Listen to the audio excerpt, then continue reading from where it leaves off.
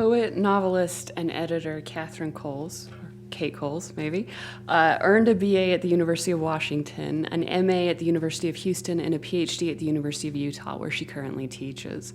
Coles is the author of several collections of poetry, including Fault, Utah Book Award winner The Golden Years of the Fourth Dimension, and The One Right Touch. She is also the author of the novels Fire Season and The Measurable World, and her collaboration with visual artist Maureen O'Hara has led to the artist's book Swoon, as well as several installations.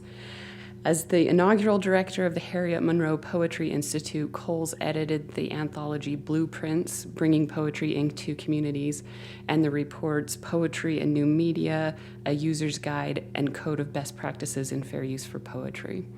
Coles has received numerous honors for her work, including a term as Utah's Poet Laureate, both a fellowship and a New Forms Project grant from the National Endowment for the Arts, a Penn New Writers Award, and Antarctic Artists and Writers Grant from the National Science Foundation, and grants from the Utah Arts Council and the Salt Lake City Arts Council. At the University of Utah, Coles has directed the creative writing program, co-directed the Utah Symposium in Science and Literature, and served as series editor for the University of Utah Press's Agha Shahid Ali Poetry Book Award, and I hope I pronounced that right. She lives in Salt Lake City, and it is a pleasure to welcome her to BYU today. Thank you.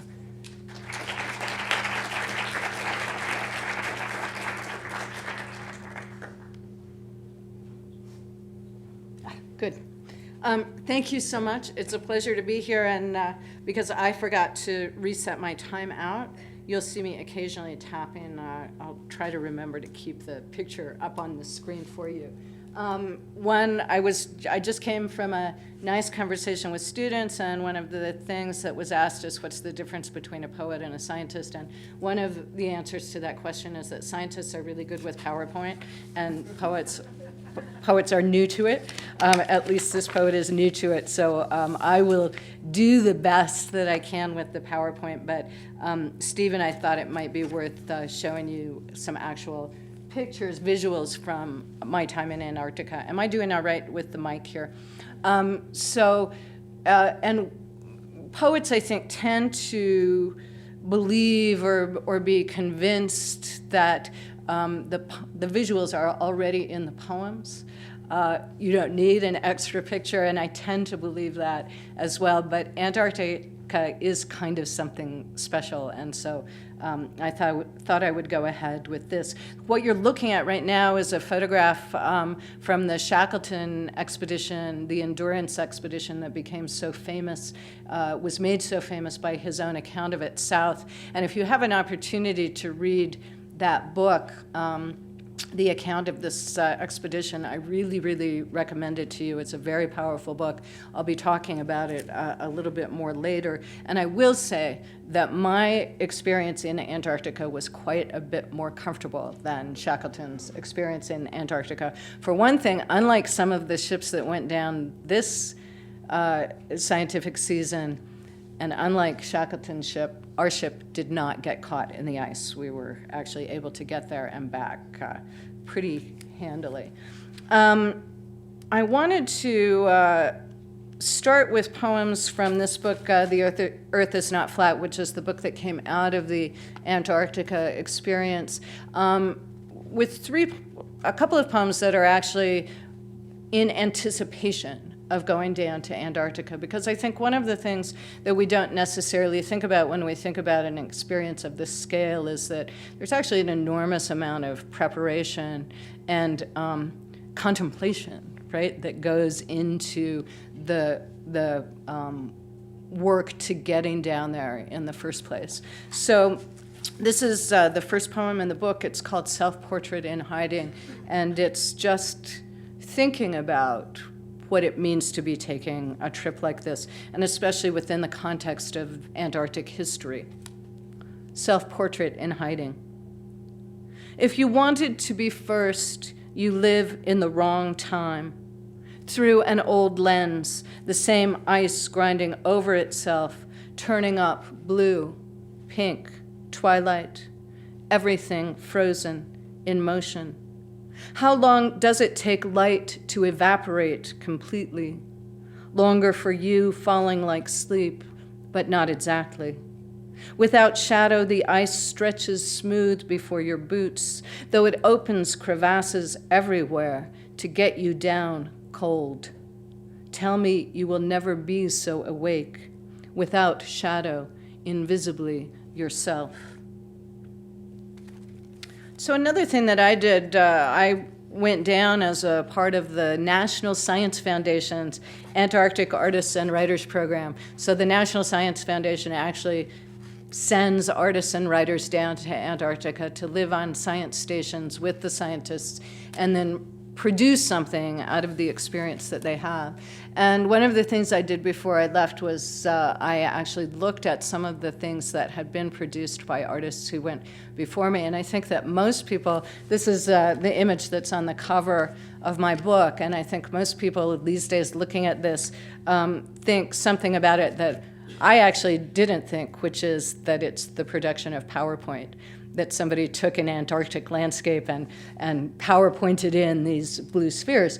But the fact of the matter is that the artist Lita Albuquerque transported those blue spheres down to Antarctica, down to the Ross Ice Shelf to create this installation.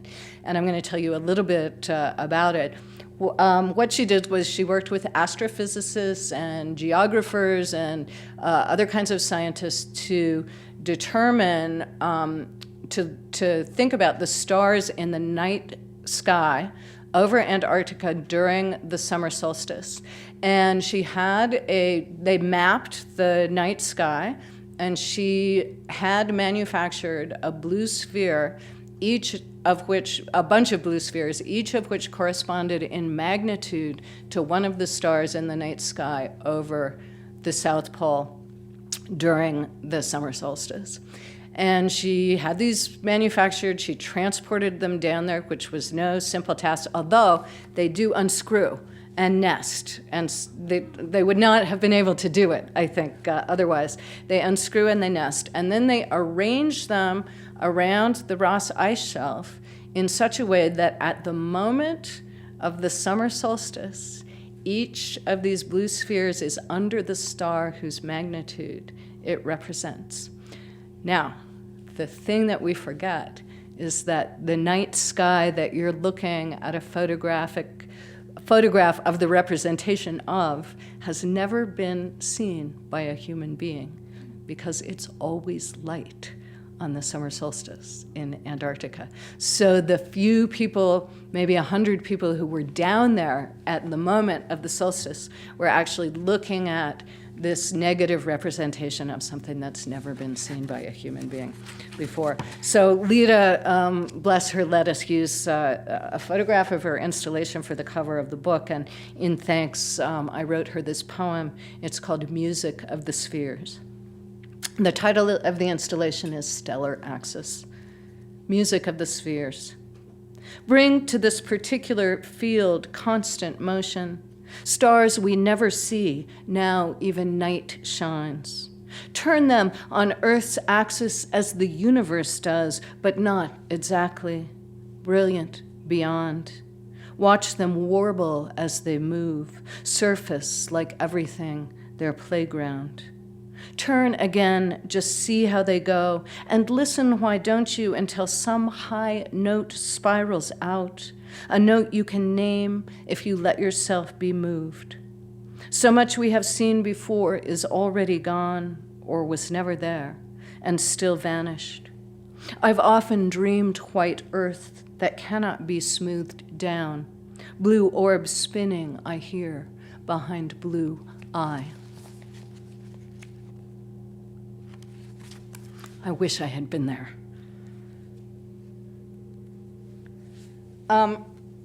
This is the shopping mall for departing scientists and researchers in Punta Arenas, Chile. The National Science Foundation is very anxious that nobody will get down to Antarctica without sufficient clothing. And so they make you come to this big warehouse, and then they find X number of pairs of long underwear and X number of polar fleeces and X number of socks and rubber boots and all of the different things, and a great big parka, at least especially for me, a great big parka, all the things that they think that you're going to need for the excursion.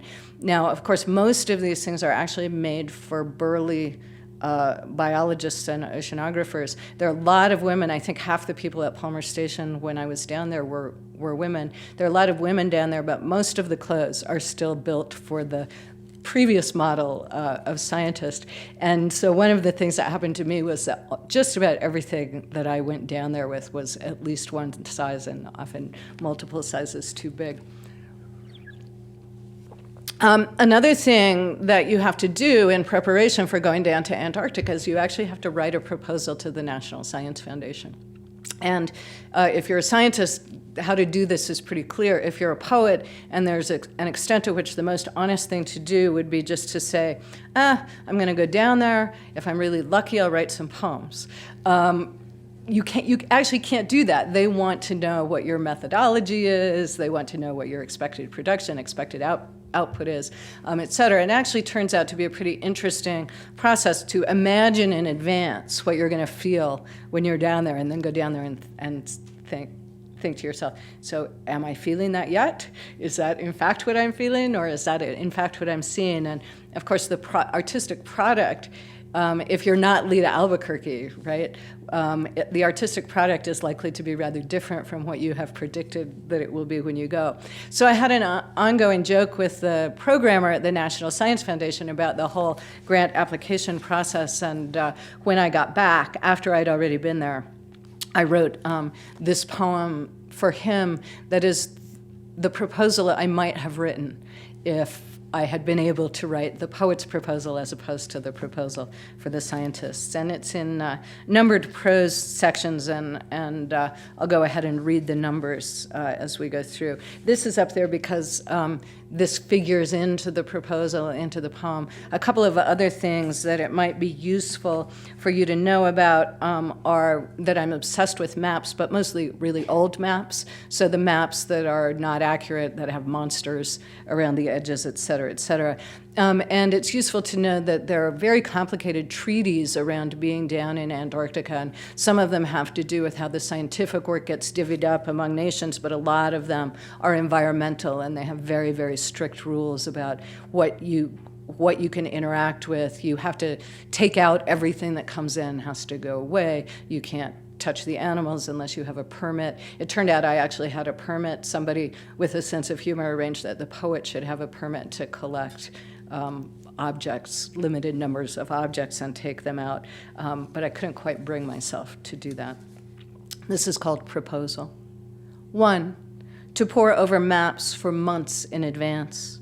The ones I prefer, centuries out of date, know nothing useful.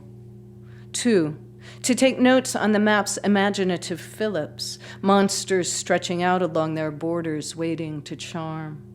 3, to learn the names of charted harbors and islands and their relative locations from a bird's eye view, though I am not a bird, as if sitting at my kitchen table with paper spread before me will have been the same as rising and falling on wind or water, caught between cold sky and drowning. 4, to close my eyes here at my table and imagine cold sky, drowning, wings that carry a body between. My imagination, like my observation, relies on inaccuracy, approximation, desire.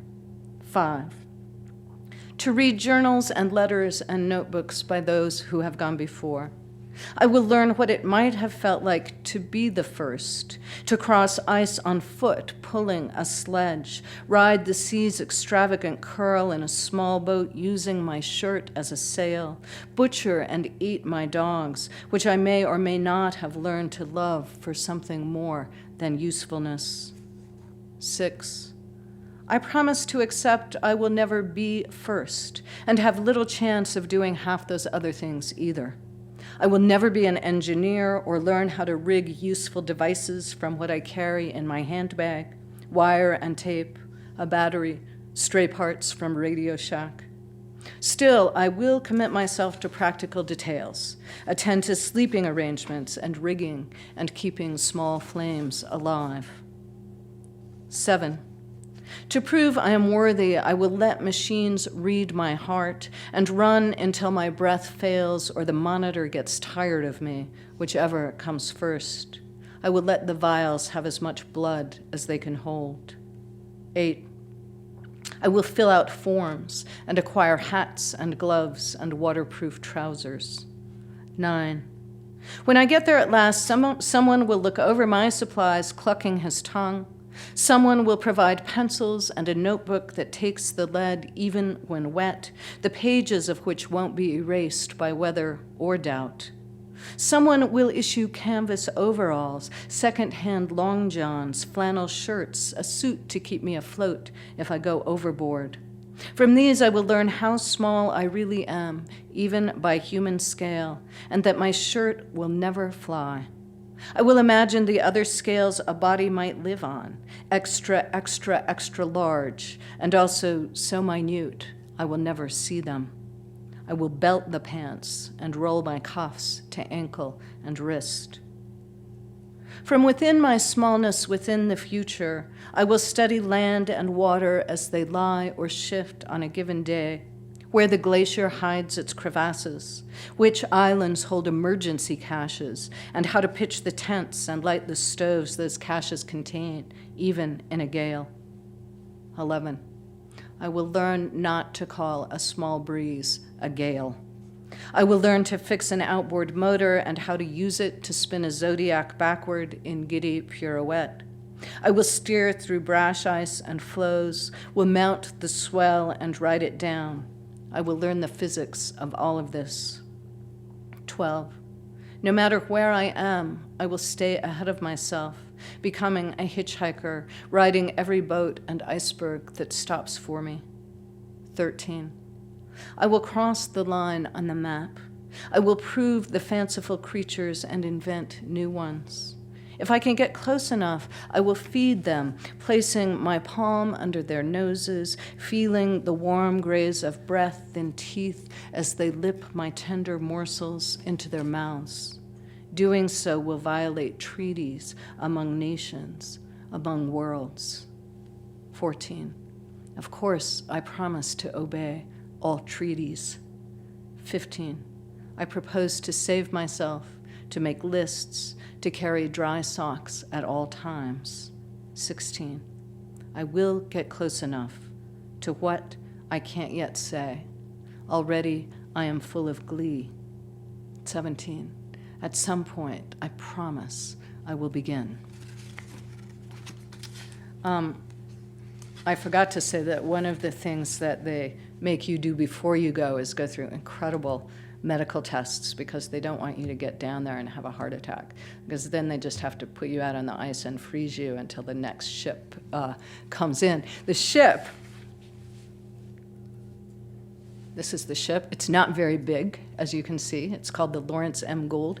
The ship comes once a month. So if you get down there and you die, which hardly ever happens, but does occasionally happen, or are injured, or something happens, you have to wait for the ship to come until you can get back out. There's no place to land an airplane where I was, and even if there were, it would cause an international incident. And so unless they really, really have to do it, they're not going to come and fetch you out. So the level of isolation, once you get down there, is actually pretty profound. The ship is small. These are a couple, all these photographs, by the way, are taken with my iPhone. So if you're noticing that they're not professional photographs, you are absolutely correct that they're not. That's coming out of the Straits of Magellan on board the ship. And what we did was we took off from Punta Arenas, Chile, and we sailed across the Drake Passage, which is the most notorious waterway on Earth, down to Antarctica, and on the way down we actually did have a gale, which is where I learned the difference between a smart breeze and a gale. And I also learned during this passage to how to measure seas. And there's a reference to that in this poem. And I think I thought when I heard about a 20-foot sea that meant that it was from the bottom of the trough up to the top of the wave. Actually, where you're measuring from is where the surface of the water would be if the water were not heaving, if it were perfectly smooth, if it were heaving itself around. So if you have, say, a 30-foot sea, it could be 60 feet from the bottom of the trough to the top of the wave. Or it could be actually substantially more than that. The Gould is about 50 feet tall. So even if you're up in where the captain is, you may be seeing, right, the waves coming up over you. This poem is called Sailing to Antarctica. The problem is the voices I can't get out of my head. On the bridge, the captain's playing Break On Through. He's been playing Stormy Weather. Go ahead, Google World's Roughest Crossing, Google Shipwreck and Lost at Sea. Meanwhile, the ship is tearing itself apart, isn't it, beam by steel beam? The ship is gnawing its own liver, and the sea is eating its heart out and wants me to sashay right on by and take a look. Lean over the rail, little one. Lean a little farther. The problem is the voices. See, see, you're all foam vanishing, cry of shearwater and albatross wing knitting you to sky. You are height and depth and open mouth, and I am barely a morsel. See, I can't get out of my head, or is it your what I can't get my poor head around, what I don't know how to measure, a 20-foot sea, a 30-foot sea, not a falling so much as a career, a sinking so much as a gulp. Measure from where the surface would be if I could find it. If the idea of surface hadn't become a moving target, I plummet past into the trough and know no better on the ride back up into Yippee. Though on the wave's crest 3 days out, I would swear I can see South America. This is the best thing ever. Clinging to the rail, watching another wave crash all the way over the bow, over the captain high in his bridge, the captain who will carry us through with his instruments and playlist and steel-hulled gut, though he says everyone has a threshold, even him. Chris and Jenny, most of the passengers green in their berths, along with half the crew. And me? I am used to the world appearing to wish me well. All those summer weeks spent reading in the Jeep while Dad careened us down the roughest roads he could find, Mom hanging from some near cliff face by rope rigging. Isn't a mountain a wave moving slow? I am used to the best kind of luck and a stomach that can ride out anything, even the swell of my own hubris. All day I stand on deck with the birds and spray, birds that can sail across oceans without moving their wings. Wherever I look, infinity's blue and gray, and I say, okay already, give me all you've got.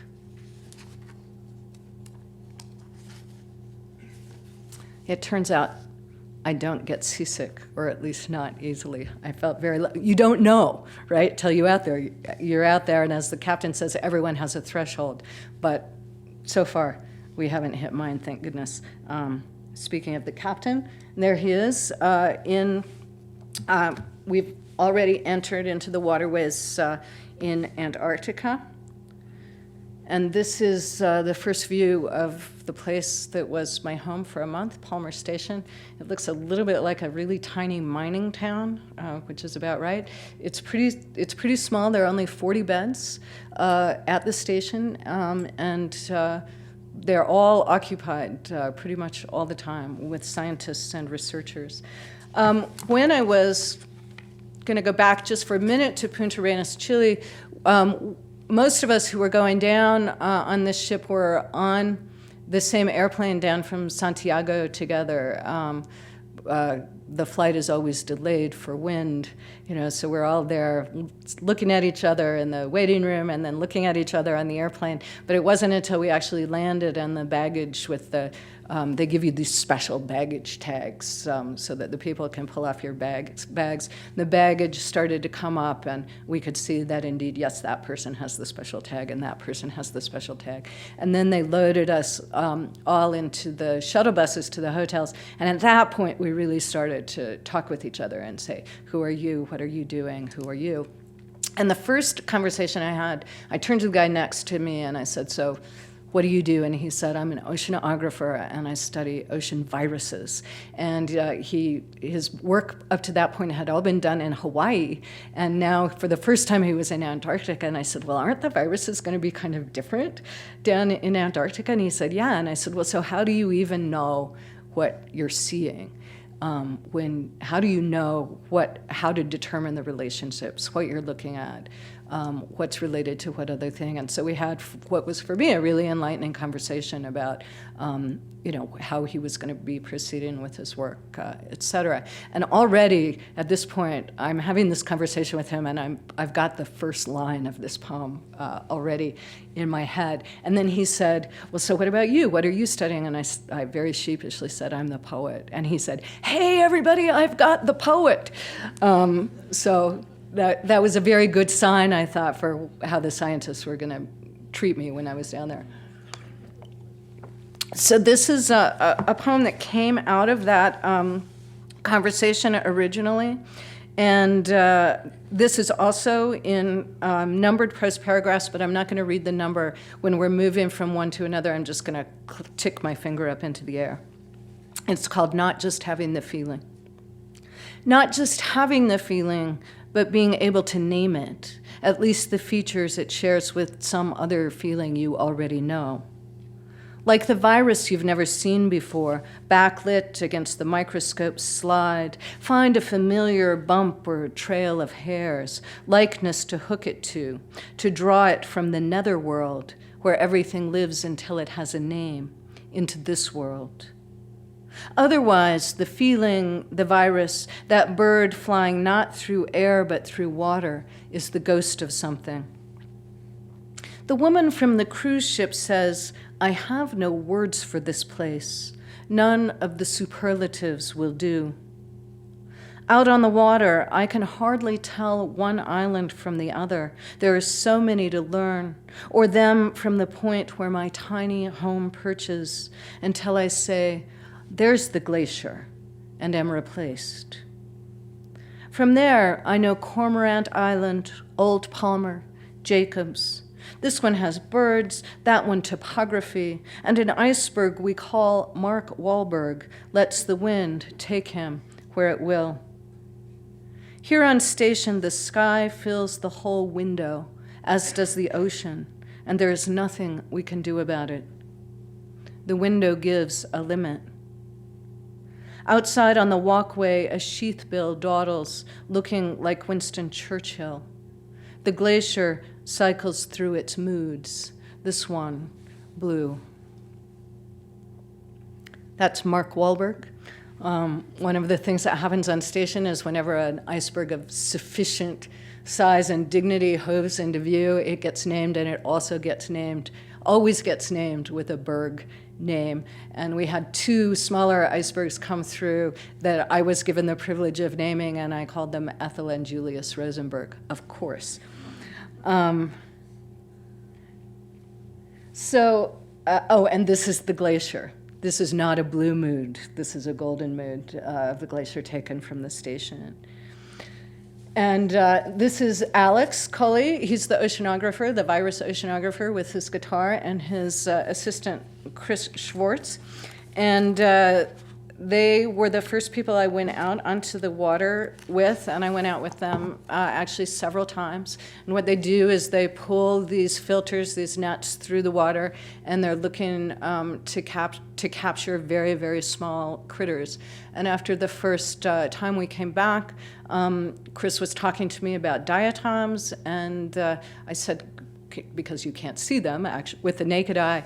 And I said, he said, "Do you want to come back to the lab and look at them through the microscope?" And I said, "Absolutely, I do." And then as soon as I saw them, those are a couple of different slides, I said, "Oh, can we get pictures of these?" And so Chris took some photographs and sent them to me.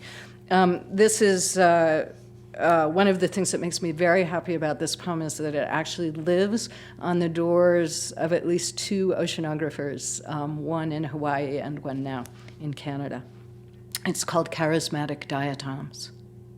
It could be a map of the sky, this slide we bend to while the real thing stretches its endless daylit self above, blazing with ray-shot heads explosive as novas, charismatic as any heavenly body charted in singular dimensions, traceries laid still for the eye, laid out in segments and floral clusters, outlining swords and girdles fit for Amazon wastes, bottles brimming gold, fragile parachutes blowing open and waiting to be named, to be assigned that kind of meaning, as if a name made any difference. It could be a map of the future, then, on which signs loom to be read across time, through which each season will trail stories we must enact, flashing urgent as comets' tails, ushering in another brilliant idea before which we are helpless, faded, dazzled. All this bright, long day I gazed at the horizon, receding distance made of stone, water, vivid ice, and sky. Light and wind burned my eyes, nothing I could see turning to sting and ache as if a good scouring could open me. Beneath us, the sea took long breaths, coming out of its dark age into summer's starstruck bloom. Now, at the microscope, how deep into time do you think we might see? Backward, forward, same old romancers leaning over intricate puzzles, teasing meaning from figures flying aloof under steady, considering lights. So one of the things that I was really most interested in, as you can probably already tell, so I probably don't even have to say anything about this, is perception and looking and how we know what it is that we're looking at and how we know what it is that we're seeing. And of course, this is something that the scientists are also very, very concerned with. It's a special concern in Antarctica because the landscape, like Utah, but to a much more extreme extent and with different kinds of effects, is really made up of optical illusions, refraction, reflection, and mirage. If here we have light bouncing off dry rock and clouds and sky, there you also have water and ice, and you also have the fact that sometimes the sun is actually coming from below the curvature of the earth, being projected up onto the clouds, right, in a way that you can see it even though it's not actually in your sight line, et cetera. And so things are constantly moving, including entire mountain ranges, right, which can appear to be in one place in the morning and in a different place in the afternoon. And the person who really taught me how to see this was Shackleton. I was reading his book South when I was down there, and he was a scientist, and so he talked about all of these things, and I found myself really wanting to honor and engage his text, and so I started doing something that's called an erasure, which means you honor the other person's text by removing large parts of it and leaving the rest of it and claiming it as your own poem. Poets are so devious in this way. And the other thing that I did with this poem and some of the other erasures that I did was then I took those blank places and I put my own words into the blank places. And so what I'm going to try to do as I read you this poem is when my finger's up, that means it's Shackleton's words, and when my finger's down, that means it's my words that you're hearing. This is called Mirage. I don't need to see what is real. Iridium pure, corrupted only by light. So icebergs hang upside down. I need to see what he sees from the masthead, false alarms. Oh, unreality. I'm unalarmed. In the sky, the land appears, clouds masquerade. What on earth? I have never been able to tell one thing from another. Icebergs thrown into view, worst of all. Why start now? Say sun shining at an angle might be North Dakota. On a field of smooth snow, this midnight here looks like that high noon, and I never once missed it. Ice cliffs below the horizon, I have never seen so far. The appearance of open water, absence of shadows. In light, we go to sleep. The inland ice appeared. Wake to dazzling whiteness, shadows dim blue or faint. What he says, deceptive, distant, barrier, I might have said.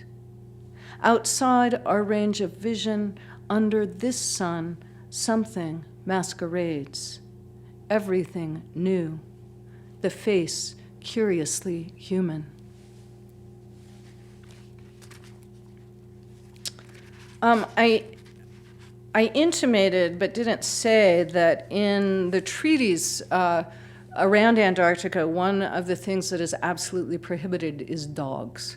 You cannot have dogs in Antarctica. The reasons for this are obvious as soon as you think of it. Penguins did not evolve with dogs. They are not afraid of dogs, right? The dogs really, really enjoy the penguins, but not right in the best possible way, but or at least the way we would think of the best possible way. But it's really interesting that they should be prohibited because they're a huge, huge part of the history of Antarctica, and especially the history of Antarctic exploration. Oh, a little more ice. Oh no.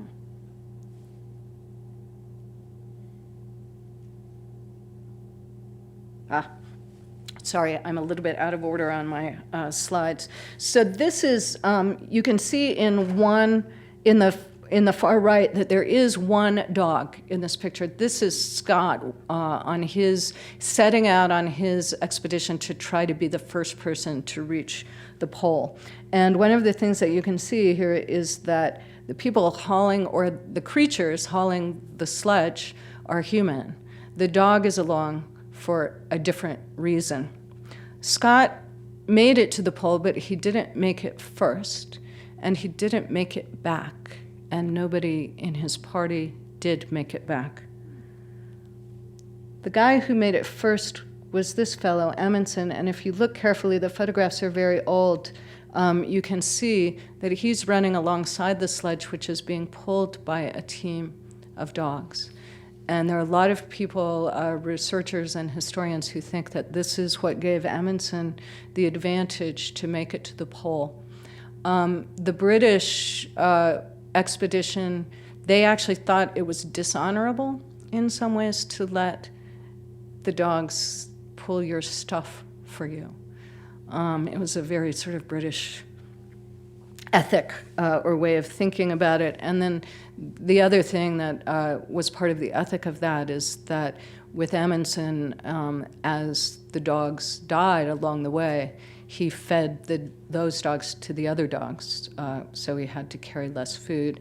And then there's still a lot of dispute now over whether the people on Amundsen's team might also have eaten the dogs along the way. And that it was a big scandal when that possibility came out at the end. But the truth of the matter is, the dogs, at least partly because of the dogs, Amundsen was successful in his expedition, and Scott was not successful in his. Along with my beloved husband, I left behind me here an ancient and beloved dog. Nobody was sure. My husband was terrified that she was going to die while I was gone, and then he would not know what to do about that. She didn't. She was a golden retriever. She lived to 17 and a half, which is kind of astonishing for a golden retriever. So she lived for another year after I got back, but she was much on my mind. while I was there. This is an erasure from Amundsen, this guy in particular. And one of the things that's kind of hard to see, I think, in this photograph is the very, very long whip that he's using. One of the reasons that Scott didn't want to use dogs is that in order actually to use them effectively, you had to use them with a fair amount of discipline and possibly cruelty, depending on how you would view that.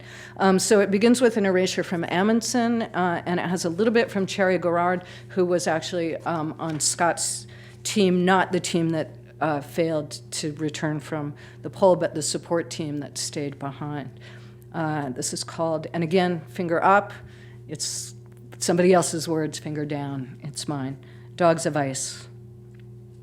What, after all, is necessary? Will we know it when it's in our hands? We started with 52 dogs, no abnormal strain.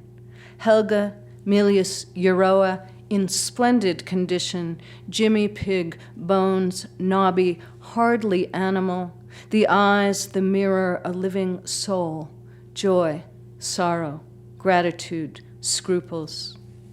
Not forgetting ambition and desire, not forgetting the ability to eat one's own. Scott and his comrades were their own dogs. To get the dogs to obey cost us a wet shirt. Odin, Thor, Lurven, Odin, Thor, Lurven, ravenous dogs devoured, whips, lashings, ebonite points, plaintive howls on the march. I did not, would not understand.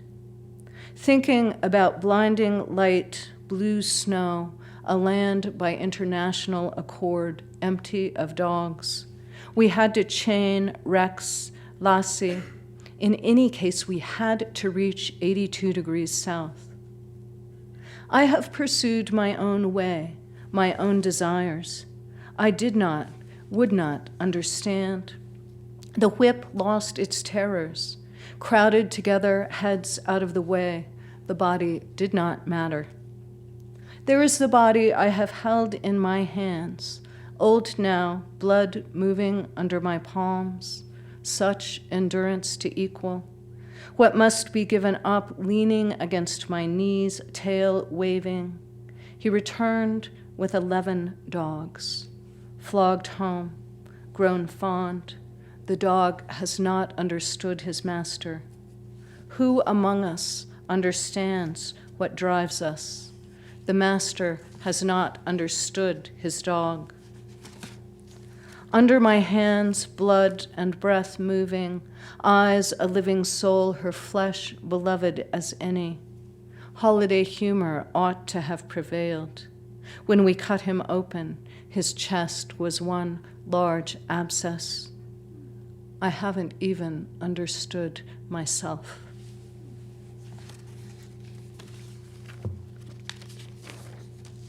All right, just a couple of more poems too, I think, and now I have to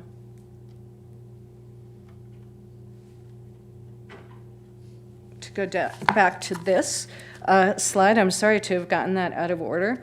I decided that if I was going to be erasing people who are much more significant than I am, Shackleton, Scott, Amundsen, and others, that I should probably erase myself at some point during the book. So this is the poem in which the first section is a poem, a regular old lyric poem, and the second section is the section in which I erase the regular old lyric poem in the first section. It's a retrospective poem. The final two poems I'm going to read are looking back on the experience, having returned to the United States, being back here with my husband and thinking about where I have been. And I referred in the earlier conversation with students to the phenomenon that I call giant telephoto lens envy down there. There are a lot of scientists walking around, each one trying to have the most technological camera equipment and these huge lenses and to try to get everything in the distance. And there's the little poet person with her iPhone, shooting shots. This is called Self-Portrait as Erasure. 1.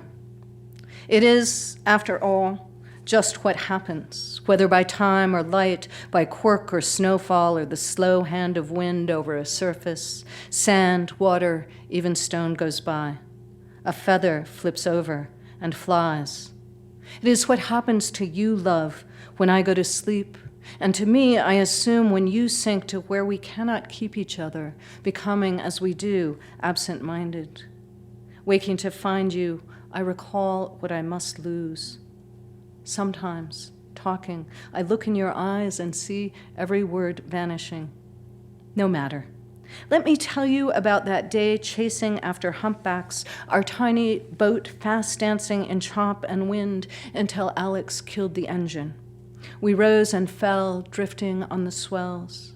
Chris, snapping his giant telephoto lens, shot a whale fluking in the distance, a whale bigger, closer, more focused, in every way more present than our eyes could see. Later, over dinner, we looked and looked.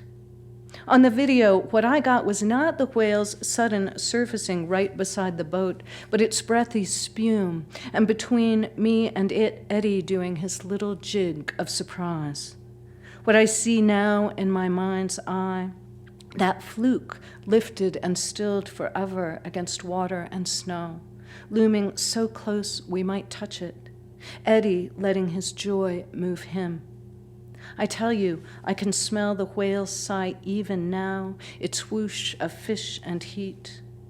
Why hold on to whatever really happened when memory writes over every bit? 2. What happens? Surface flies. Sink as I do, what I must lose vanishing. We chased closer. Look what I got. Little jig, mind's eye.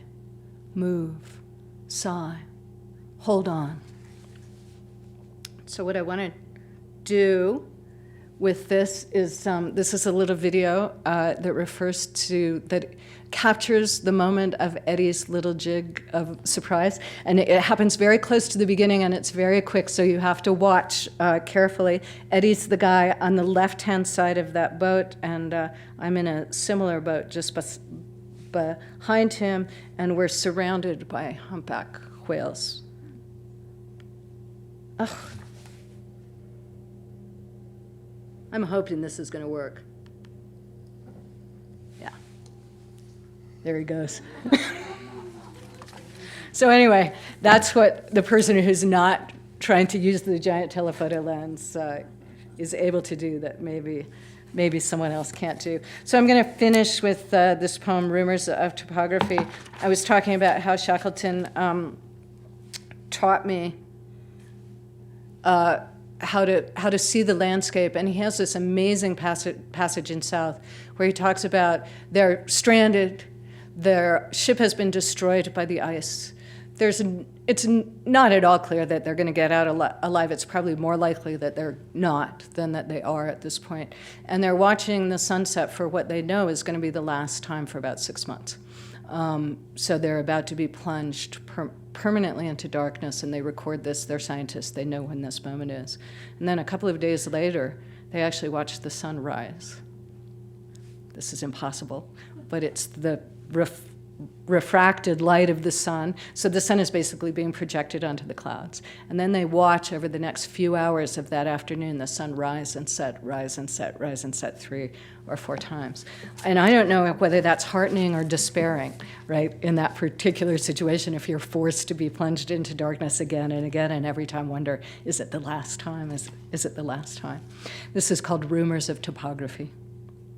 First, decide where water stops and ice begins, then where ice ends and land takes over, as if you will ever see the land here or anything lying under the ice that cannot shrug it off. Try beginning from the other end to discern exactly the line between sky and cloud, cloud and mountain. Nobody's settled anything yet.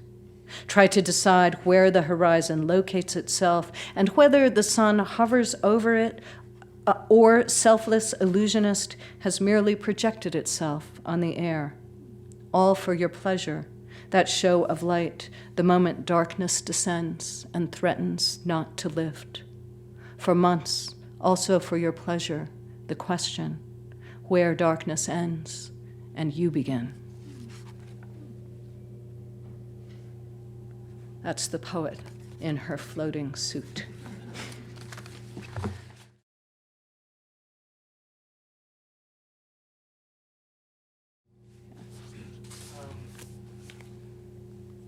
If you have one, what would you say is your typical process of writing a poem? Like, where you begin to be, do you just start at line one and just go through? Does it come to you in pieces? Does it come fluidly? Is it just different every single time? Yes, would be. I mean, one sort of gets a process, so I tend to know that that I know a poem is arriving when language is arriving, that I may or may not know what to attach the language to yet, and part of the process of writing the poem is actually finding whatever that language means to attach itself to, or how it means to become meaningful. Usually language together with an image. I think my poems are pretty visual. And so trying to figure out what the relationship between that language and the image is, and what kind of evolution the poem wants to take from that initial piece of language. Sometimes the initial piece of language won't end up in the poem at all. It will be abandoned along the way. Sometimes it turns out to be a lot later in the poem, so I need to go back and write something to lead up to it. So it really varies, but I think that the conjunction of image and language is probably the thing. In search of an idea. Image and language in search of an idea. No? Oh, yeah. What for you is the difference between writing poetry and fiction? You wrote a novel, I think. Yeah, a couple of novels. Well, one of the differences I would absolutely say for me is that the poems are better than the novels.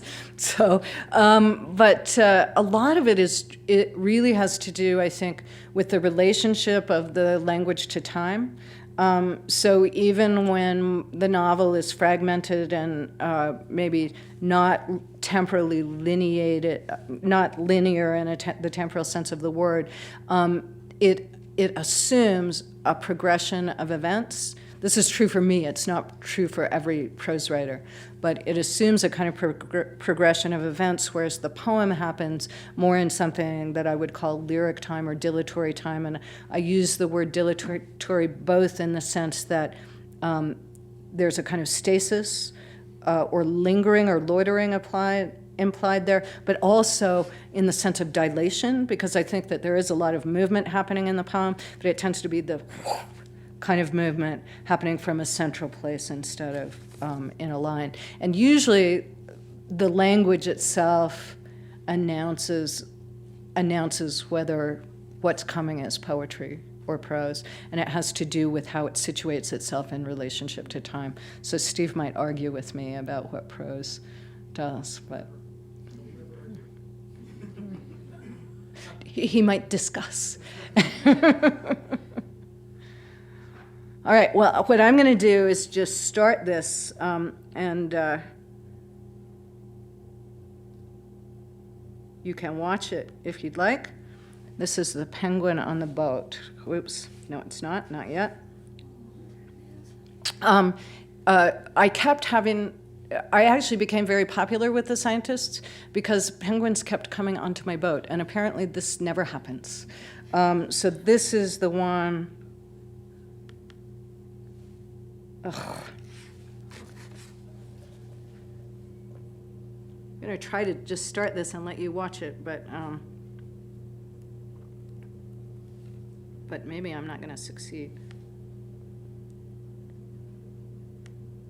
There we go.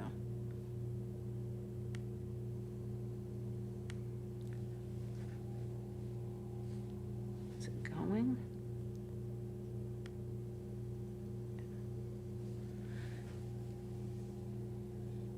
And you don't have to stay for this if you don't want to, but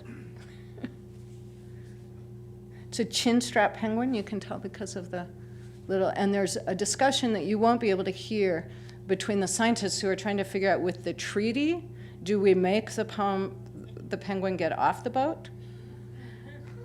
Right, because we're not supposed to disrupt them, with the poet arguing, if we're not supposed to disrupt them, that means we let them do what they want.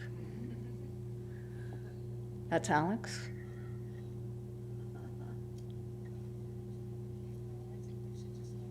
That's the poet saying we should just let him do what he wants. Then they actually called Palmer Station for instructions, and they were told to let the penguin do what he wants.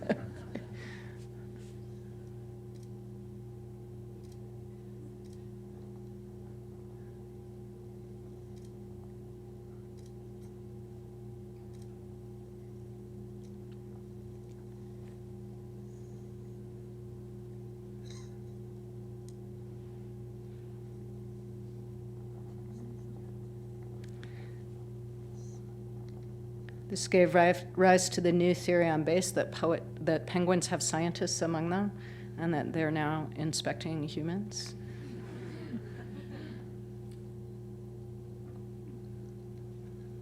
You can see that he has a problem down below.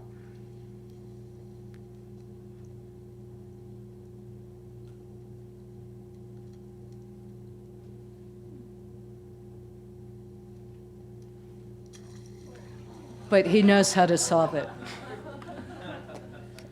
Thank you very much.